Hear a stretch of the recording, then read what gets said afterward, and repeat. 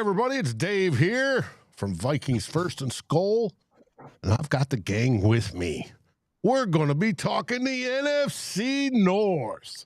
That's right.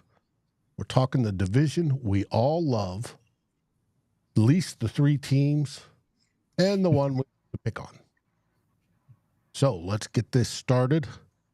In the North, where the gridiron roars with the clash of the bold and the brash, comes a tale of four teams and their wars, where the turf meets the blood and the clash.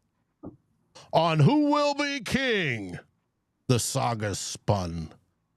Pay, June, Foster, Dave, they away, as the NFC North's fierce race is begun to crown who'll reign by the end of the day. So gather ye fans to the call of the North, where the black and blue legend holds sway.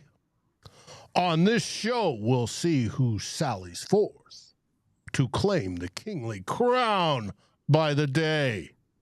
From Ragnow's farewell to the breakouts that loom, the tales and the telling so grand. Tune into Who Will Be King, where fates find their room in the hearts of this wild football land. Let the battles begin.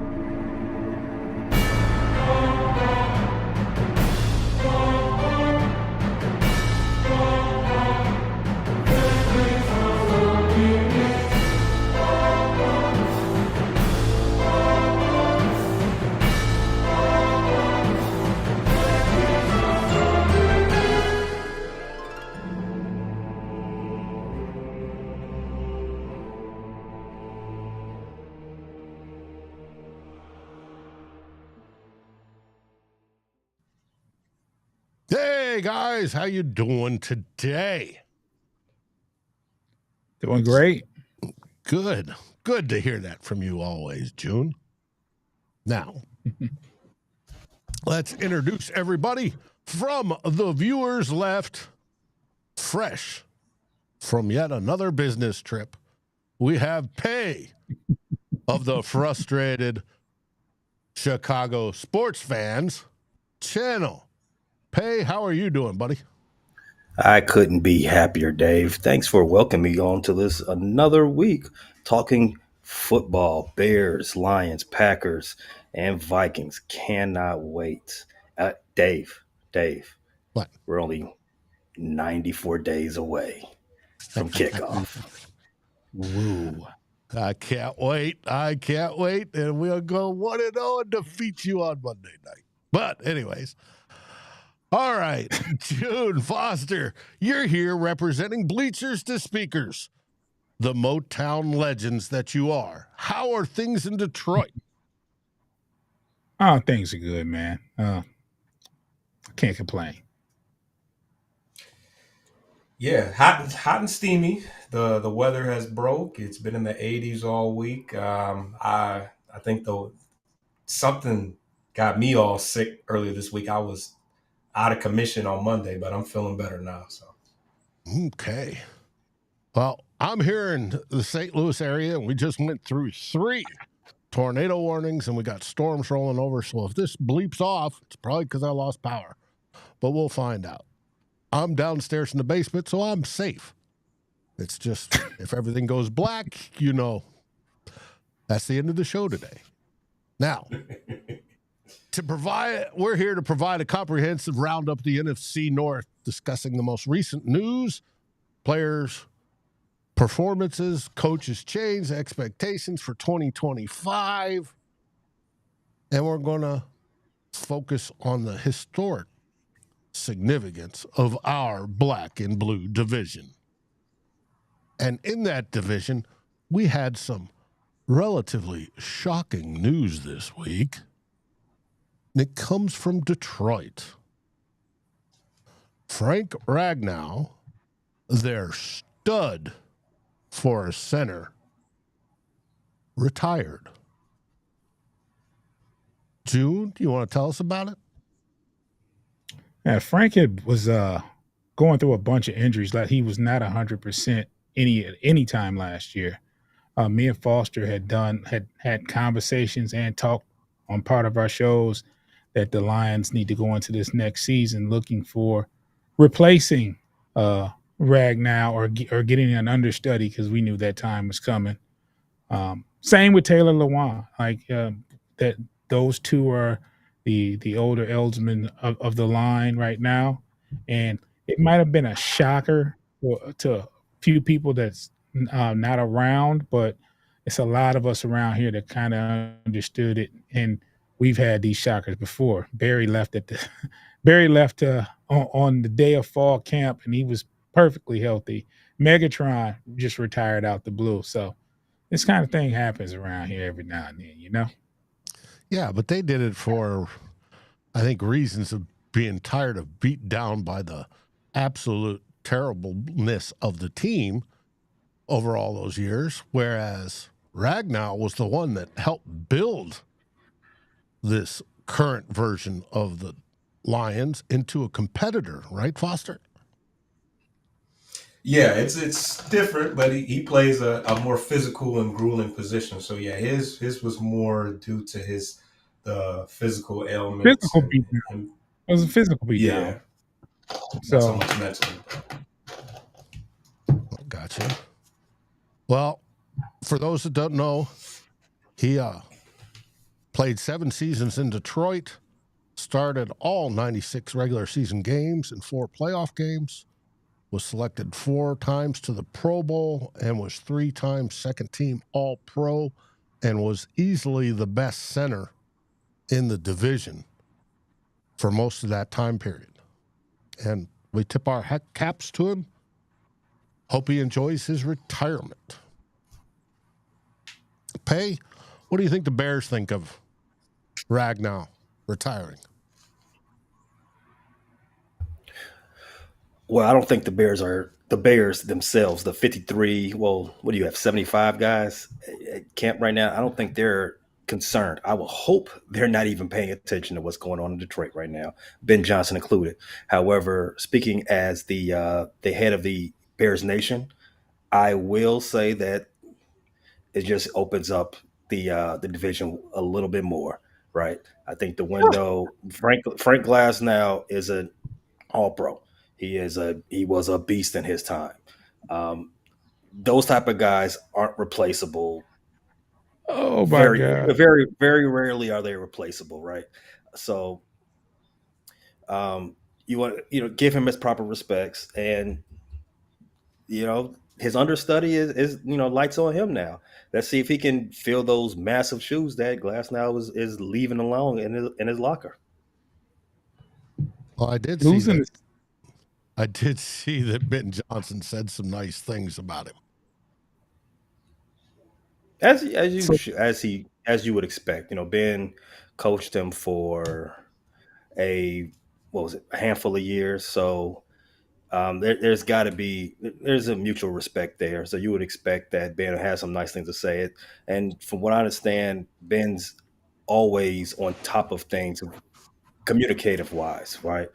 We learned that this week what he did when he drafted Colston Loveland first round. The first call he made was to the long time. Let me not say long time. The current tight end on the roster.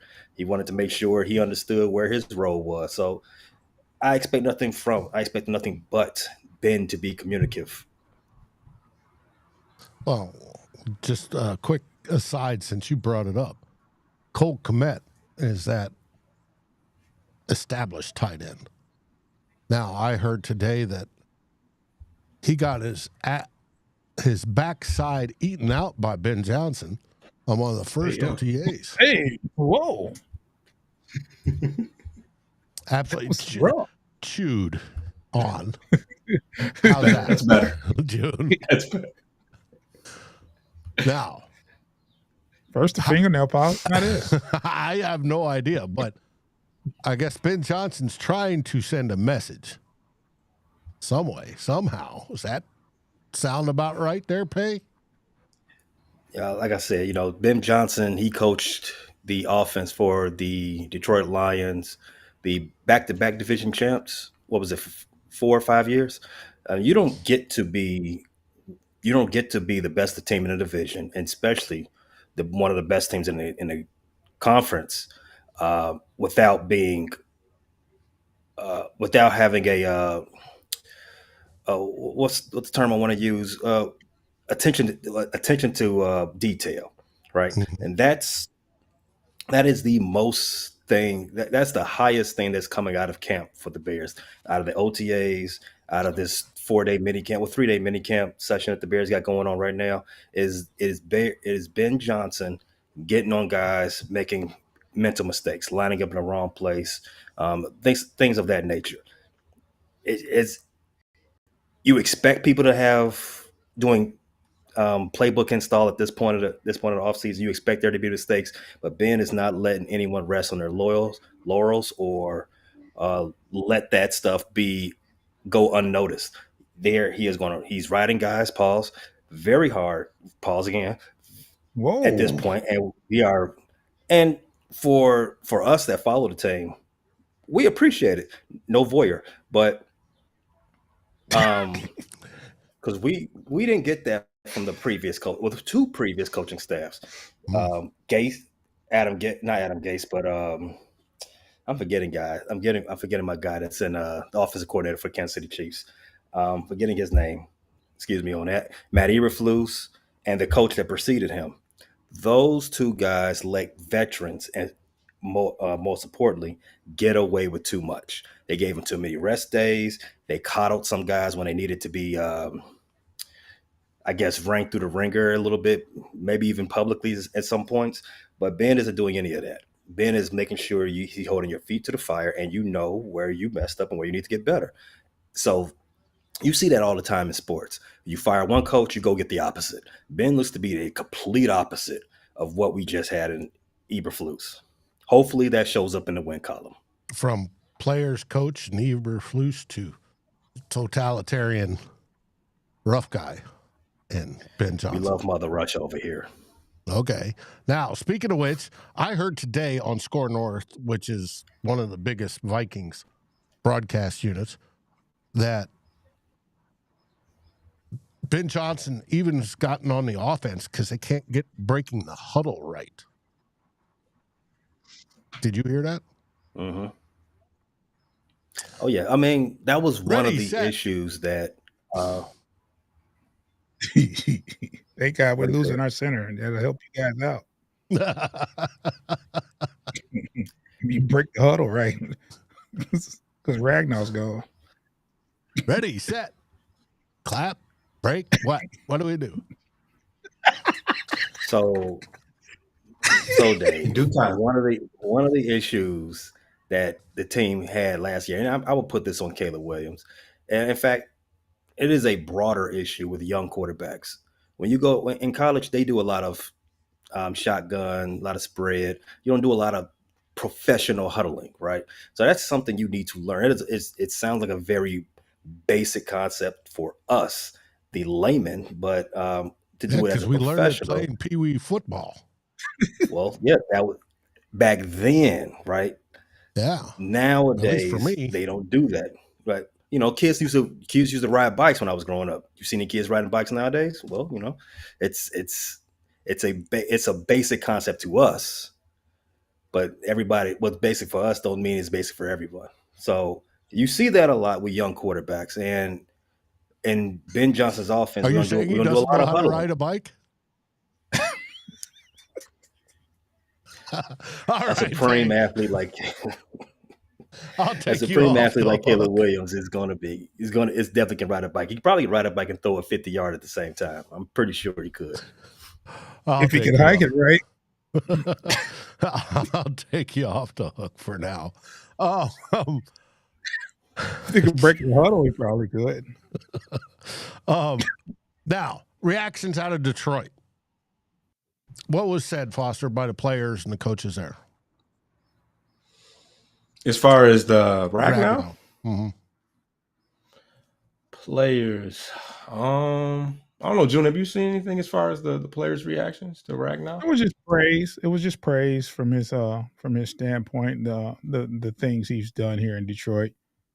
Just pretty much. It was not anything of shock, or just people was just giving him his kudos to him and saluting him for what he's done in the past his career here. So it was Okay. just good stuff. Now, I did see that because he retired when he did, and he's not the only player across the NFL that retired after that June 2nd or beyond. He had actually freed up $9.25 million on the 2025 cap.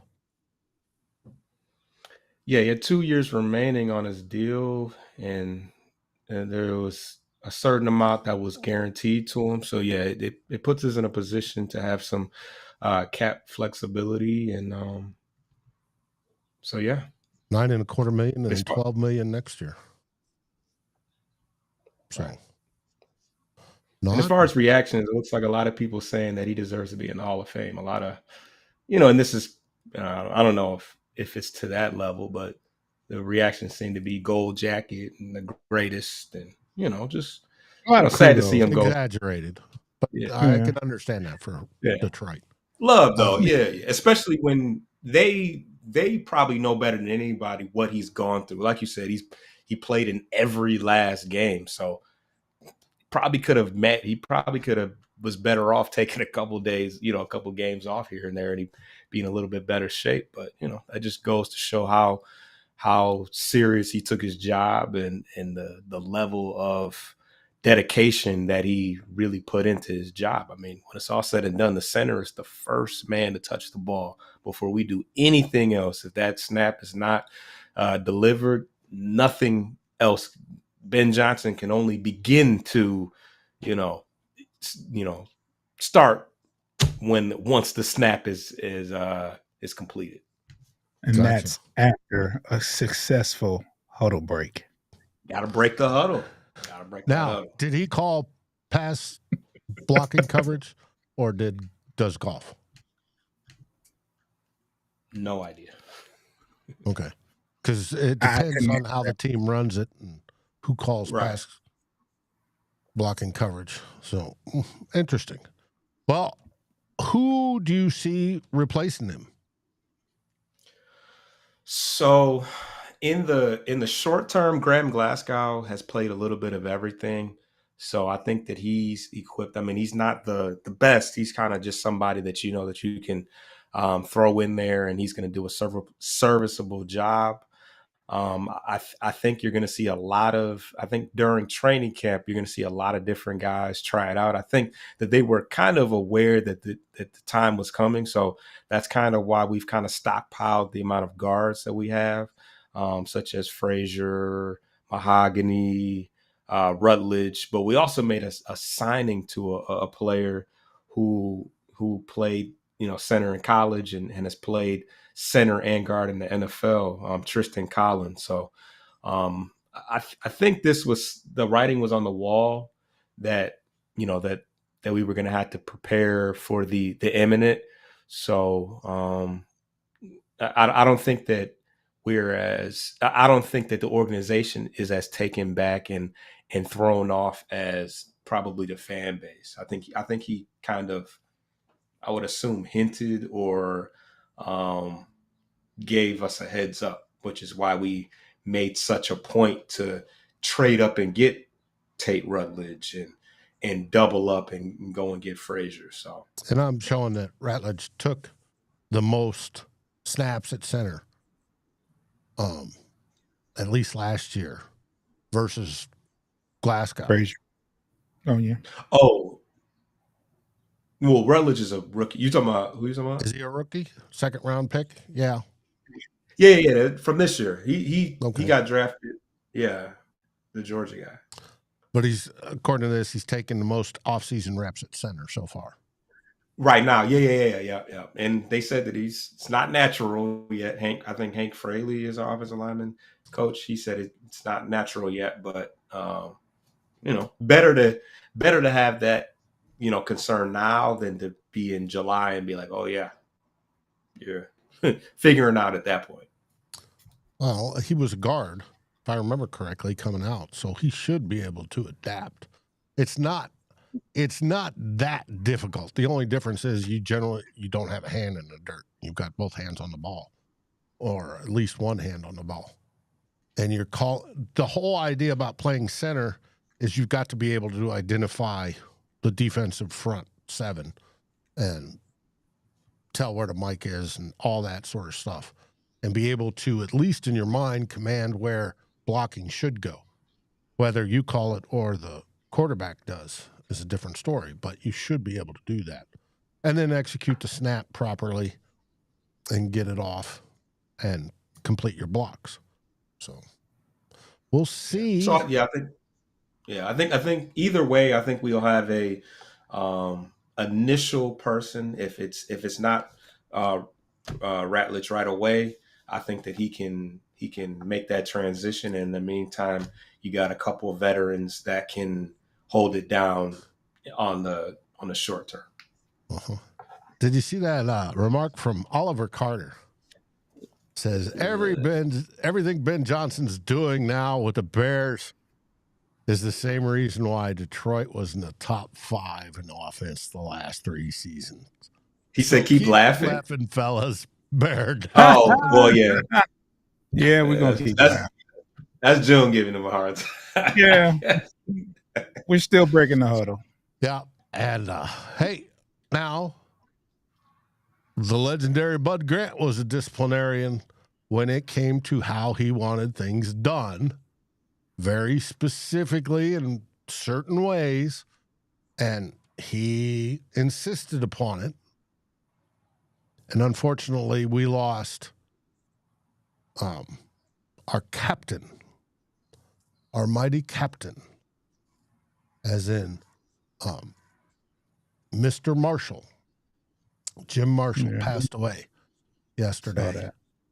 And for those here for Vikings First and SKOL, Darren and I this weekend on Sunday, two old bloggers, will be discussing Jim Marshall and paying tribute to the man. He was a great, great player. And you want to talk about an Iron Man? When you talked that Ragnow played every snap, every game, Jim Marshall was the original Iron Man. 19 seasons and didn't miss a start at all as a defensive end, and just unbelievable. And he had some major injuries, especially off seasons, but didn't miss an end. So I believe in that toughness, and that's cool. But like I said, for those that are watching on Vikings First and SKOL, for that, Darren and I will do a tribute segment on Sunday. And he means a lot. I grew up with the man, so it's going to be fun. Rest in peace. Mm-hmm. Now we're going to go to our first break of the day.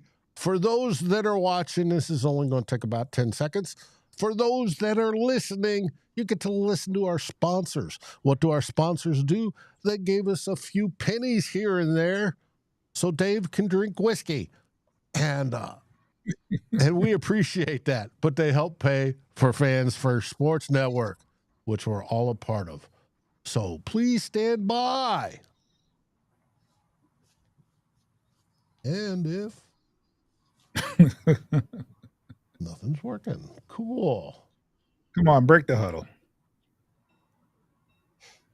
The Bears. Well, that works. What the heck? There it is. All right, we're back. Speaking of the Bears, let's flip over to Chicago. OTAs obviously have been in progress. What are the updates coming out of Hallis Field and the OTAs this week? Their pay? That's Hallis Hall, Dave. Hall. Sorry. Whoa. Soldier Field, Hallis Hall. Both are. We'll get to Soldier places. Field. But anyways. Two different places. So Bears have their mini camp going on this week. There are mostly full attendance in the building for the Bears. You've had some There are, when I say mostly full attendance, not to say that there aren't some key players that's missing. Luther Burton, second round draft pick, he's been hurt since the rookie mini camp. TJ Edwards, our best linebacker, he's out with an injury. Braxton Jones, left tackle, he's also out. Those are pretty much the high end players that aren't available to do anything active. Yeah, and when I say active, they're not in pass. This is still an unpadded part of the off season. So that's just it's mostly just getting like we spoke earlier. It's mostly just understanding processes and just the playbook and where you fit in all of this at. So those guys, and I'm pretty sure you want to talk about Braxton Jones in a minute, so I won't speak too much about him. But the mini camp for this part has been a lot of Ben yelling and a lot of uh, and a lot of ups and downs, pretty much, especially with the eye to the offense. The defense has been, as you would expect, pretty consistent. They brought all their starters back from last season. Dennis Allen is doing what they're supposed to do over there. The offense has been pretty much up and down, Dave. Okay, now I'm seeing that Ben Johnson is testing Williams and focusing on the left tackle competition between Ahmed Gadeji and Trujillo. Amagaji And Trujillo. How is he focusing on a competition when the tackles can't do hardly squat? Well, it's a competition for second string, Dave. Braxton Jones is he's expected to be opening day starter. Kyron Amagaji, he was the Bears. He was drafted in the third round last year.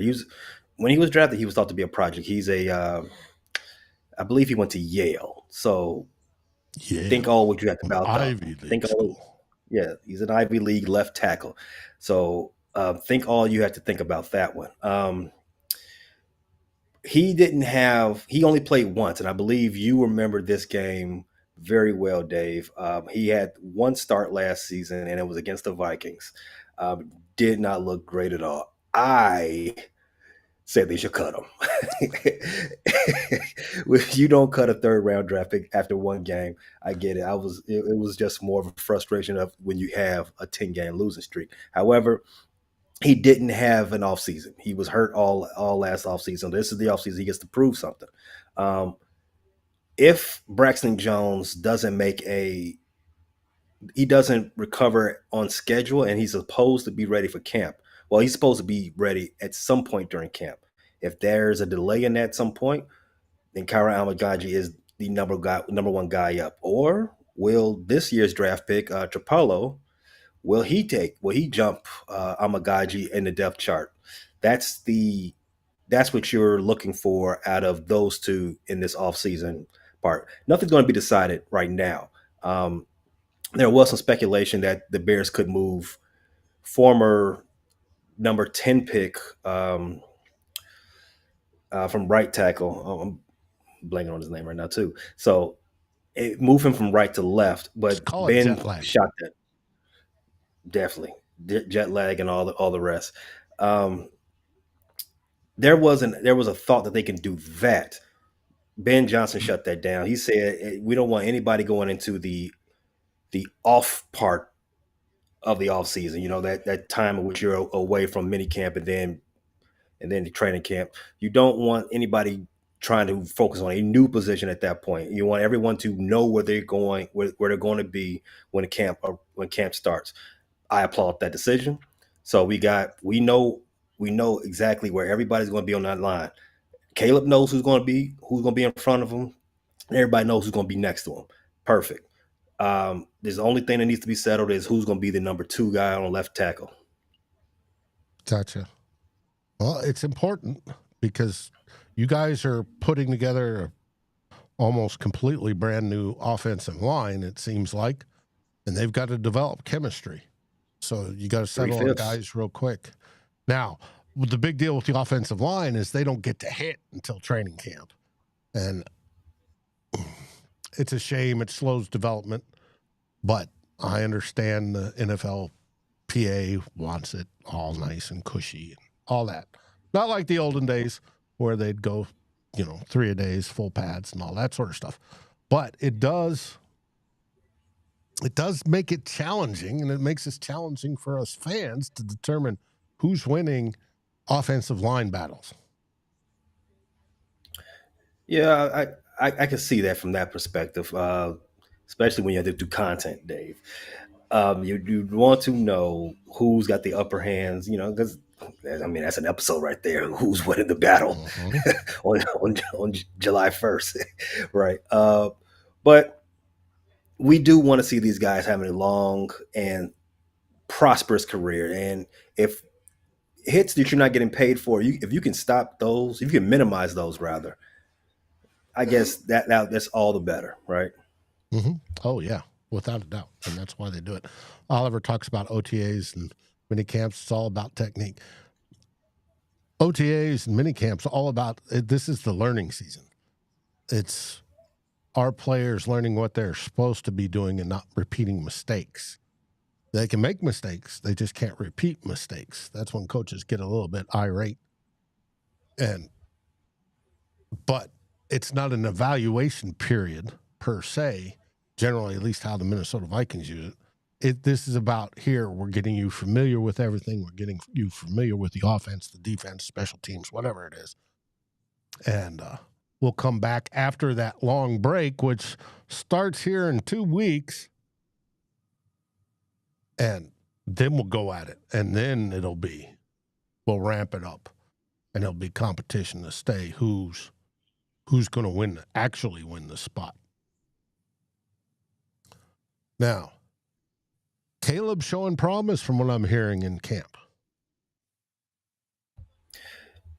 So when I said the offense has been reportedly up and down, there's been he's not outside of that description whatsoever.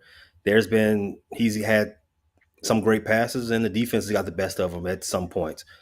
That you would see that at every mini camp from every offense. It's not to be unexpected, right? But Caleb, he's won over Ben Johnson. As you said, Ben Johnson's testing Caleb, and what he's doing is he's bursting into team meeting rooms and giving pop quizzes. What do you do in this situation? Where do you line up here? This on the third. Cole Kmet is one of those guys who've been failing those. So, but as Ben Johnson puts it, and I agree 1,000% what Ben Johnson says on this matter, great players want to be coached hard. So if this is a part of that, you want to make sure guys are ready at a drop of the hat. You want to make sure things are reactionary and not you have to process things, things like that. That's just getting guys ready for day one. We got Monday Night Football. You got an eight man front looking at you. It's got to be reaction. It got to be like that, Dave. So that's what Ben's getting these guys ready for. He's been to the championship game once. He knows what type of pressure that winning brings. He knows what you need to do to get there. He's getting these guys He's getting these guys in order. These guys have been more talk than bite the last 2 years. So we got it. They're going to get their act together and put it on the field now. Gotcha. Well, I'm breaking out in this episode. We're going to talk about second-year breakout candidates, and obviously Caleb Williams is one of them. But I want you to hold off on that and think who else on the Bears could be a second-year breakout candidate, and we'll get back to that topic. But first, I'm reading that there's more political BS and problems with the new stadium. This time, it's with the Arlington Heights location. What happened this week on that? So the Bears were seeking legislative support in Springfield. That's the capital of Illinois, for those who aren't my less than familiar with maps friends. They were seeking support from Springfield for their proposed stadium in Arlington Heights.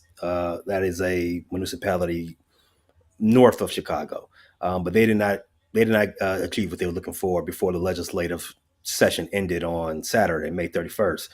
What they were looking for, they was seeking a statewide bill that will allow private developers to negotiate tax certainty with local taxing bodies. That would be Arlington Heights, which would benefit them in their negotiation and getting those taxing districts. If you all haven't been following, what stopped the Bears in their efforts in Arlington Heights the first time was what type of taxes they had to pay to, to stand up there in that part of the Illinois.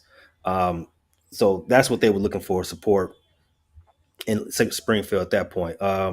While there was some support for that bill, it did exist, but you have to understand, in Illinois, there's 110, 120 members of the House and Senate, something like that.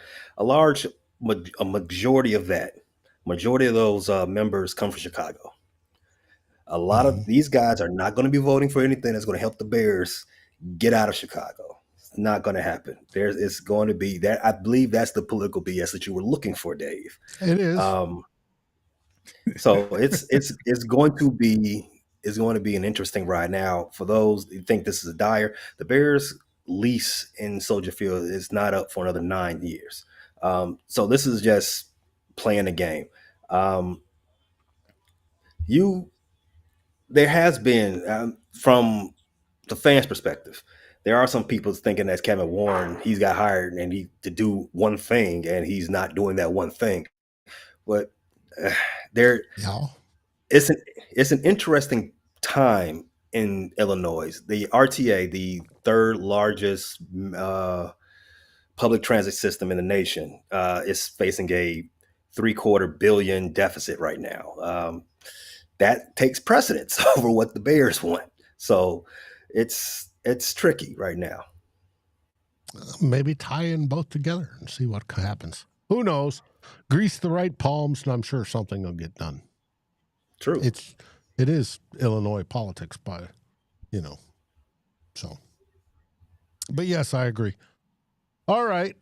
Now on to June's team, as he's been sitting there quietly, snickering occasionally, but what's the word out of Lions OTAs? The word is JMO. JMO's doing some great things in OTAs. McNeil spoke and said he's on the path to recovery, and it's a great camp, and he was like, it's just nothing like a brotherhood in the culture here. I'm hearing quite a few good things coming out of camp, but for me, it's way far too early to believe in any of that stuff. You can hear that good stuff here in June, and come fall camp, you find out who don't get along with each other, who hasn't had a good off season. You hear all that good stuff in the fall. So, okay. Now, I do see that Jack Campbell and Amon-Ra are basically limited due to minor injuries, but I think every team has somebody recovering. Mm-hmm. Yeah. I think it's just precautionary stuff. I think if it was fall camp, they'll be playing, but and if it's definitely regular season game week, it would be different. All right. Now, what's your impression so far over John Morton, not related to the Morton Salt Empire, and Kevin Shepard, your new OC and DC respectively? I think those are the only two questions, and the impression is that they're talking, they're saying the right things, they're being optimistic, and I think those are the biggest question marks going into the season: is how will they do? I mean, new offensive coordinator, new defensive coordinator, you're going to have questions about it, but from a talking standpoint, they're saying all the right things, all the things we want to hear. They're saying it. So, and then the players are actually reflecting or are in agreements of what they're saying. They're in approval. There's a lot of good talk coming out of the out of Detroit Lions facility about the new coordinators. A lot of excitement, especially with the defensive coordinator.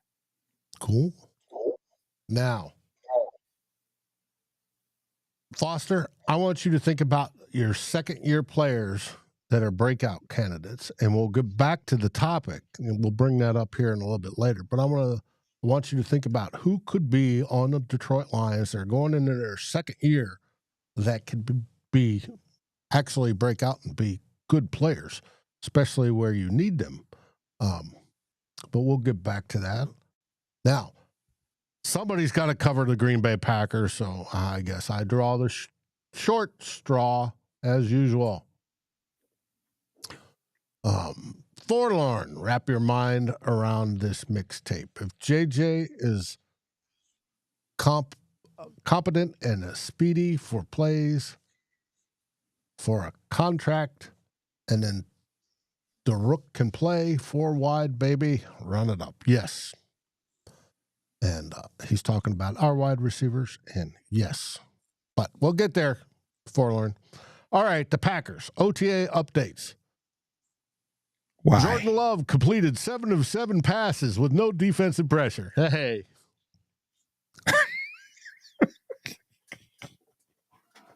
Gotta love it. Gotta love it.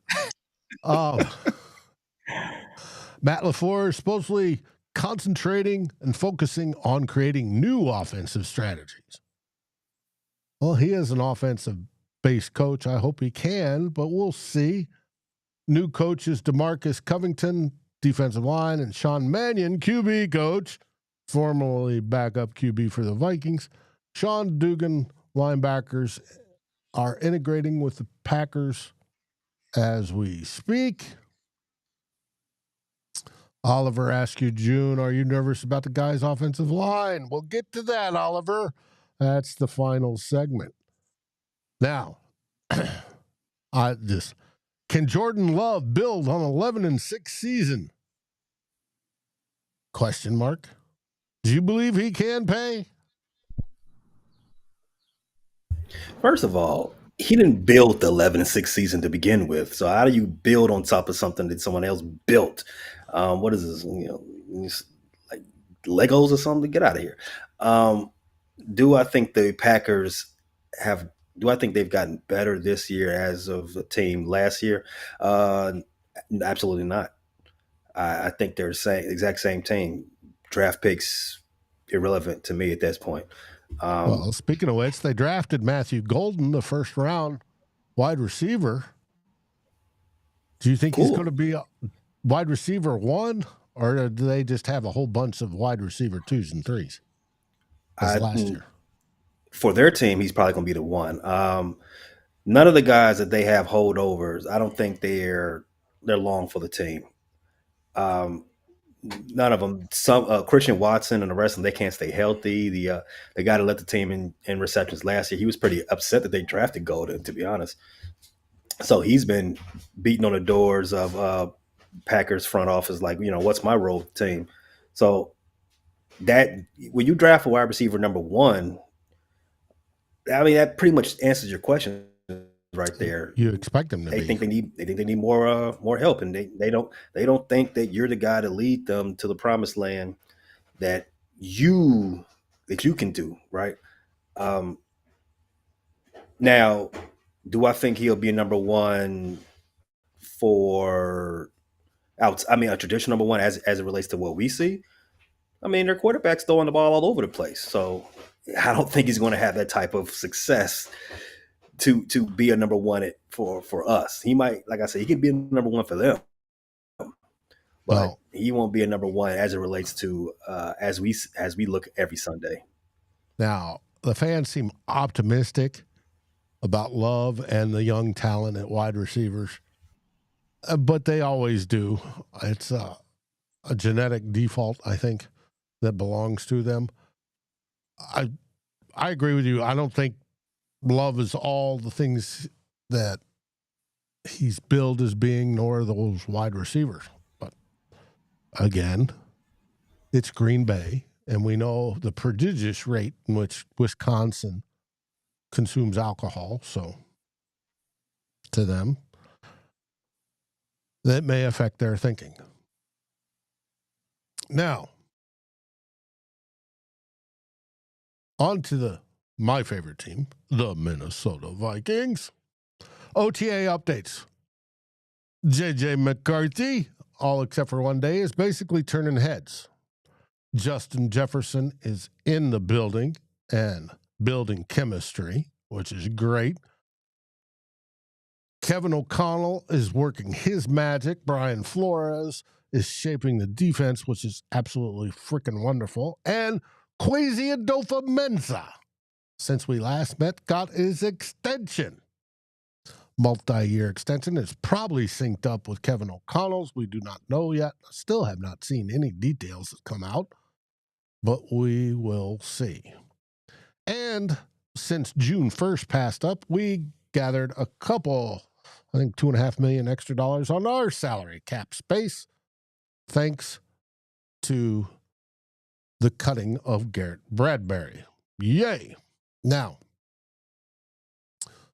the Vikings are basically through all their voluntary OTAs. They have their mandatory OTA next week, and we'll see what comes out of that. But it's not been a deal because there's been 100% attendance. Now, whether there's not been quite 100% participation because we've got a couple guys, 2-3 guys that are rehabbing as well, and one that's sort of, and I missed, and I need to throw an apology. Love to say the guy we talked about earlier, Kyra Amagaji, would be the breakout guy, but that would mean a player that's probably better than him is too hurt to play, and that's not the narrative that I would like to have starting this Bears season. At least I don't want to put that juju in the air just yet.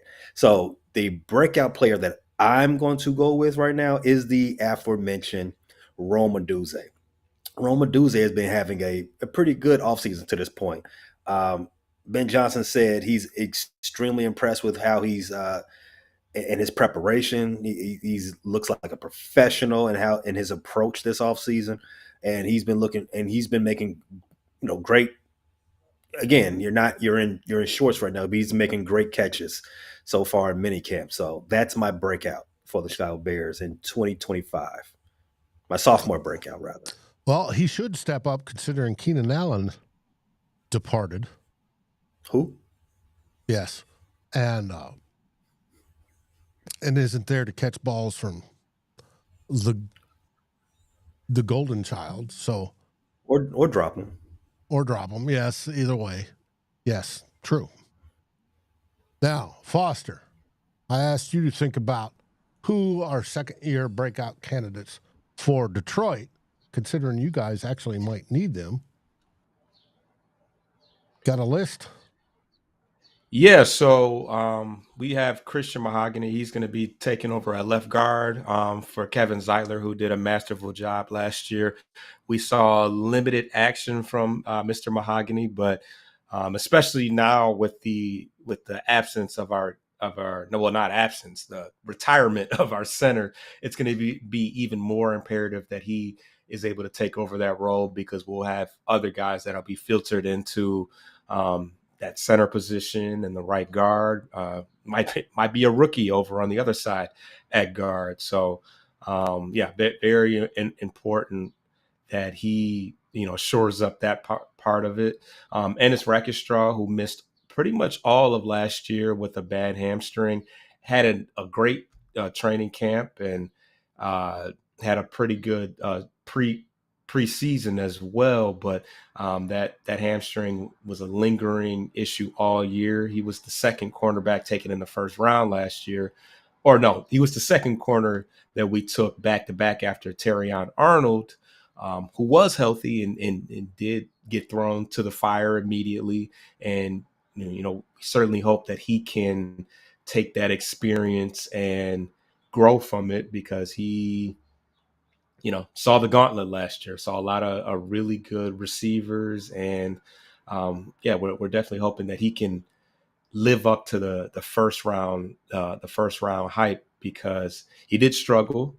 And but I think that there's still some optimism that he can round into a pretty good CB1 possibly, because we have a nice amount of 5'9" corners, and you want a nice, taller, more physical guy to kind of take over that role.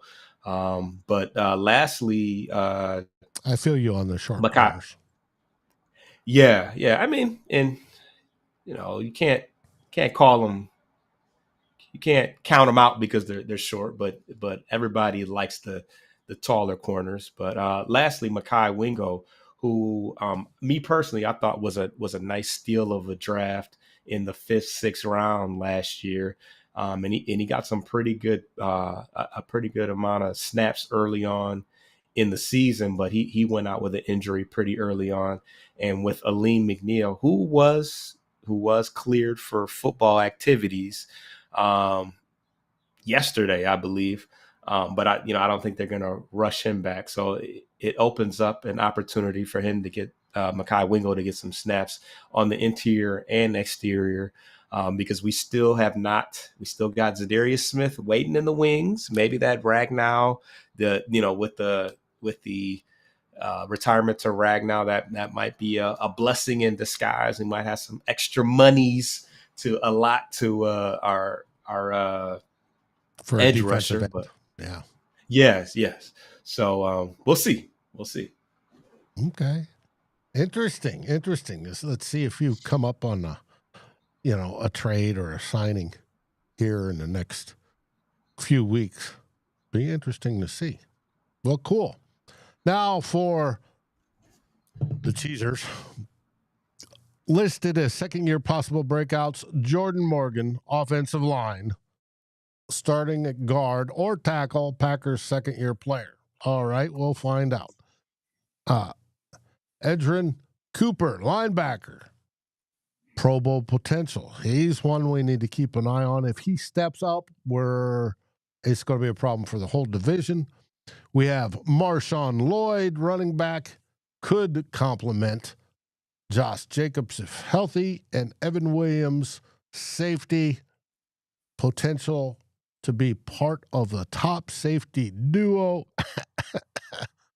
Yeah, with Xavier McKinney. We'll see. And I forgot to mention that Jair Alexander situation is still in ongoing contract negotiation, and there's been nothing resolved on their end.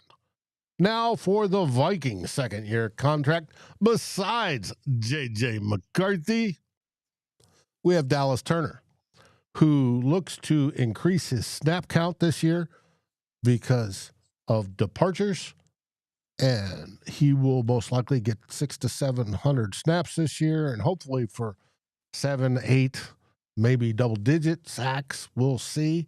He's being groomed for the Van Ginkel role, and Andrew Van Ginkel is more pass coverage, even though he's awesome at rushing the passer. So we'll see how that goes. There's Gabe Murphy, which I doubt. He's an edge rusher, undrafted. He could be a sneaky player to watch. Problem with Gabe Murphy is he's very, very good. He came out of USC, I think it was. Maybe UCLA. One of those California schools. But he's got pterodactyl or T-Rex arms, and which is not necessarily, he's not the perfect body build for an edge rusher, but we'll see. And that's it for the Vikings. But one last thing to wrap up. The NFC North, because Frank Ragnow retired this week, people have wondered where each offensive line ranks. And there was a poll done online, and it had the Chicago Bears as number 1, which I still question. Minnesota Vikings, number 2. Detroit dropping to number 3 because you guys have gone through some turnover. And Green Bay at 4, right where they belong. Pay, do you believe the Bears have the best offensive line, at least on paper?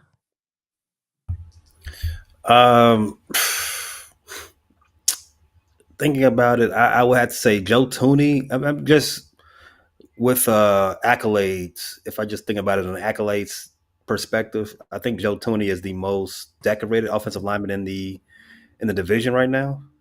Ryan Kelly, center for the Vikings, new center, is not bad. But Yeah, Joe Tooney, I would give it best. Ryan Kelly there. Yeah, Ryan Kelly, Joe Tooney. I know even without Glass, I know the Lions had 3 All Pros last year on the line, or 3 Pro Bowlers and 2 All Pros, something like that. What was it, June? You got a memory like an elephant. Well, we had Sewell. Yeah. Was Zeitler a Pro Bowl? Zeitler was one of the. He's good. Was good. I think he's gone. I think Glasnow and Sewell were the All Pros, and I know you had one more Pro Bowler on the line. It's easier to. I don't think Frank. Glasgow. No, Ragnow. He didn't make a Ragnow. I'm sorry. There's I think the Bears upgraded offensive line from an like I said, from an accolade perspective. It's probably on paper what they say it is, right? Right now it's June 4th. So I would agree with that, Dave.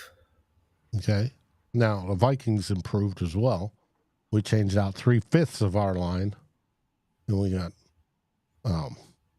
like I said, Ryan Kelly at center. We brought in Will Freeze, who will only be starting his second year after that injury last year. But the beginning or that of last year will started out slow, but just came on just gangbusters. One of the best graded guards in the league before he broke his tibia. And then we have Donovan Jackson at left guard, who there's no doubt he's going to start. With everybody, all the linemen that the Vikings have drafted over the last decade, even if they're first rounders, they did not get named a starter until 2-3 weeks into training camp at least. Now, Donovan Jackson, he's already there. He's in the position. He's starting. He will start. So it's interesting. And, of course, we have Christian Darrisaw on the left, who's one of the best, probably top 3 left tackles in the league when healthy. And it's going to be interesting to see when he fully recovers from his torn ACL, and Brian O'Neill on the right side, who's also a Pro Bowler. So it's going to be interesting. It's those top 2. And then Detroit's obviously learning, and some new players because of the losses, and Green Bay is fumbling around, which is unusual for Green Bay because they usually have a good tradition of building decent offensive lines. We'll see. Hopefully they'll fail again this year and their offensive line will stink. Please, Odin. All right. Well, that brings us to the end of the show. Did you say please, Odin? Yes. Oh, okay. All right. Yeah, I like that. I'm a Hail Viking. to the gods. Yes. And that brings us to the end of the show. Any last words there, Pay? Let's continue to have a injury-free summer, guys. Injury-free, drama-free. Because there's a lot of stuff going on in other divisions, but as a member of the best division in football, let's show them how it's done. Let's keep the main thing. Focused on getting to the show after Labor Day, ready to roll. All right. What have you got going on at the Frustrated Chicago Sports Fan channel?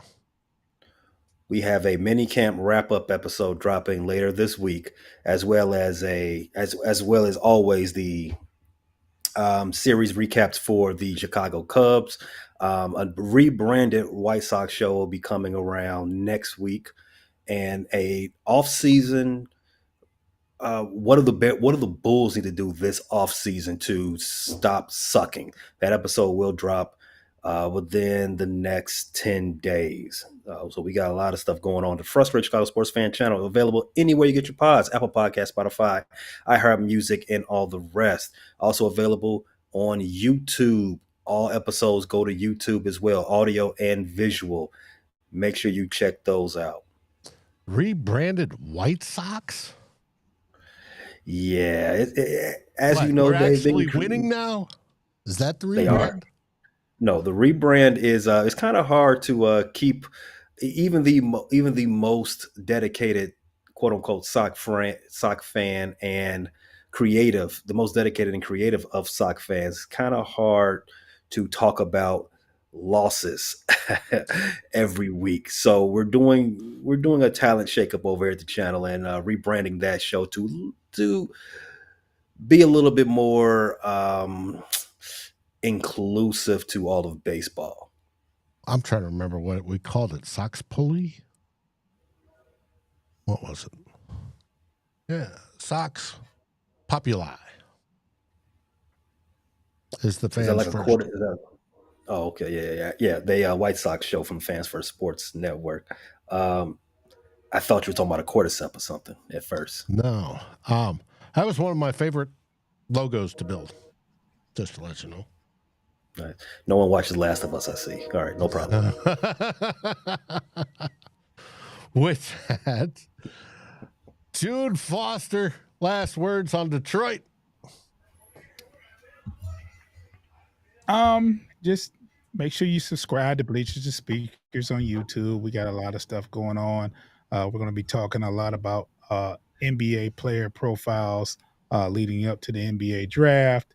Foster and Coach are our correspondents for Detroit Tigers baseball, so that'll be going on. The Tigers are doing pretty well. I think they're the first team in the major leagues to reach 40 wins. Just check us out. And you can also, anywhere you can listen to a podcast, you can find us there, Bleachers Speakers, FFSN. Make sure you're following. Make sure that notification bell is on. So when we drop content, you'll get a notification and download those episodes for us. Got a question. When I took this screenshot, you were at 220 subscribers. Are you at 1,000 yet? No. Come on, Vikings folks.